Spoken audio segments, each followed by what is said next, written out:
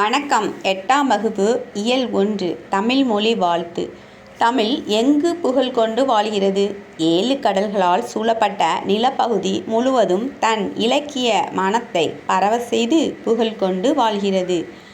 தமிழ் எவற்றை அறிந்து வளர்கிறது? வானம் வரை உள்ளடங்கியுள்ள எல்லா பொருள்களையும் அறிந்து மென்மேலும் வளர்கிறது. சிறுவினா: தமிழ் மொழியை வாழ்த்தி பாரதியார் கூறும் கருத்துக்களை எழுதுக. எல்லா காலத்திலும் நிலை பெற்று தமிழே வாழ்க. எல்லாவற்றையும் அறிந்துரைக்கும் தமிழே வாழ்க. 7 கடல்களால் சூழப்பட்ட நிலம் முழுவதும் புகழ் கொண்ட தமிழே வாழ்க. உலகமுள்ளவரையிலும் தமிழே வாழ்க. எங்கும் உள்ள அறியாமை இருள் நீங்கட்டும். தமிழ் உயர்வுற்று உலகம் முழுவதும் சிறப்படைக.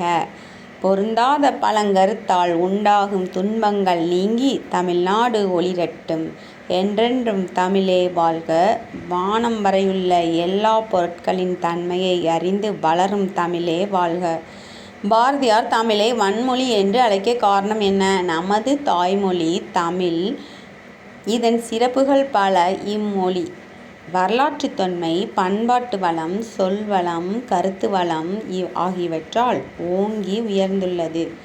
அழியாத மொழியாகிய சிதையாத மொழியாக அன்று முதல் இன்று வரை ஒரே நிலையில் உயிர்ப்புடன் வாழ்ந்து கொண்டிருக்கும் ஒரே மொழி நம் தமிழ் மொழிதான்.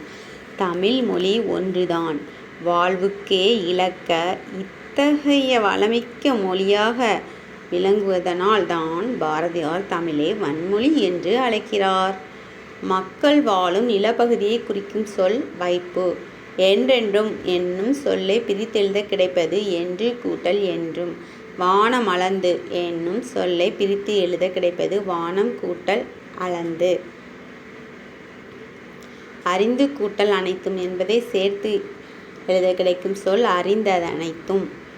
வானம் கூட்டல் அறிந்த என்பதை சேர்த்தெழுத கிடைக்கும் சொல் வானம் அறிந்த.